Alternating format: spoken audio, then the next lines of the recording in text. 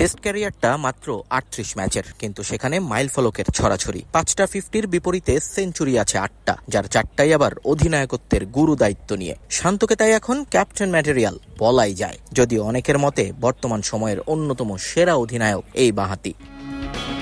তবে শান্ত নিজেকে এত প্রশংসার দাবিদার মনে করেন না। সামনে সময় বাকি আরো অনেক। শুরুটা যেহেতু ভালো হয়েছে, এগিয়ে যেতে চান এখন এই ধারাবাহিকতায়। ৯৯, ১০০, ১৫০ যত খেলার পরে যদি এরকম কনসিস্টেন্ট হইতে পারি, তাহলে আমি বলতে পারবো যে না, আমি মনে হয় ভালোভাবে আমার ক্যারিয়ারটা শেষ করতে পেরেছি। সো ভালো স্টার্ট, আমি যেটা বললাম, সবে মাত্র ৩৮ টেস্ট।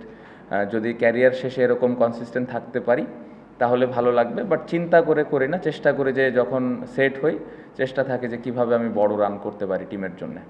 অধিনায়কত্ব ছেড়ে দিয়ে আবারও ফেরত আসা বাংলাদেশের প্রেক্ষাপটে এই চাপটা সবাই নিতে পারে না, কিন্তু এখানেও ব্যতিক্রম শান্ত। জানালেন বিরতির সময়টা কাজে লাগিয়েছেন কিভাবে, আর ক্যারিয়ারটাকে কোথায় দেখতে চান সেই প্রশ্নে তো বেশ মজার উত্তর মিলল ক্যাপ্টেনের কাছ থেকে। শুধুমাত্র সিটি ব্যাংকে অ্যাকাউন্ট থাকলেই করতে পারবেন গুগল পে, তাই অ্যাকাউন্ট খুলুন আজই।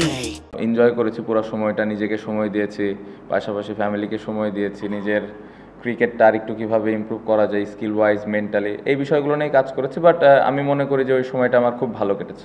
সিলেটের স্পোর্টিং উইকেটেই কুপকাত আয়ারল্যান্ড। মিরপুরে তো কাজটা হবে আরও সহজ, কিন্তু শান্ত এভাবে ভাবেন না, কারণ ওই উইকেট নিয়ে যে ভয় আছে তারও। মিরপুরে যে কোনো অপোনেন্ট, যে কোনো বোলিংয়ের এগেনস্টে অলওয়েজ চ্যালেঞ্জ থাকে। বাড়তি আলাদা কোনোভাবে চিন্তা করার কোনো সুযোগ নাই, চ্যালেঞ্জ থাকবে। বাট ওই চ্যালেঞ্জটা কীভাবে আমরা হ্যান্ডেল করি, এটা ইম্পর্টেন্ট। এবং এই ম্যাচটা যেভাবে আমরা খেলেছি, আমি আশা করব যে এই কনফিডেন্সটা মিরপুরে কাজে দিবে।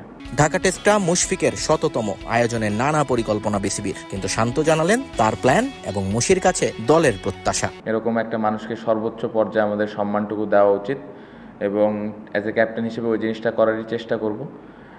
পাশাপাশি আমার মনে হয় যে আমি আশা করব যে মুশফিক ভাই ১০০ খেলার পরেও যেন উনি আরও বেশি কন্টিনিউ করে দলের হয়ে, কারণ ওরকম এক্সপিরিয়েন্স প্লেয়ার আমাদের টেস্ট টিমে প্রয়োজন।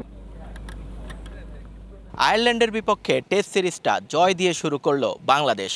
টাইগার ব্যাটারদের দুর্দান্ত পারফরমেন্সের পর বোলারদের প্রতিরোধের সামনে দাঁড়াতেই পারল না সফরকারীরা। ক্যাপ্টেন্সিতে নিজের দ্বিতীয় অধ্যায়ও টপনচ নাজমুল হোসেন শান্ত। এবার ঢাকা টেস্টের পালা, যেখানে জয় দিয়ে মুশফিককে নিয়ে সেলিব্রেট করতে অপেক্ষায় টিম টাইগার। সিলেটের লাক্কাতুরা স্টেডিয়াম থেকে নিয়ন মুহাইমিন, সময় সংবাদ।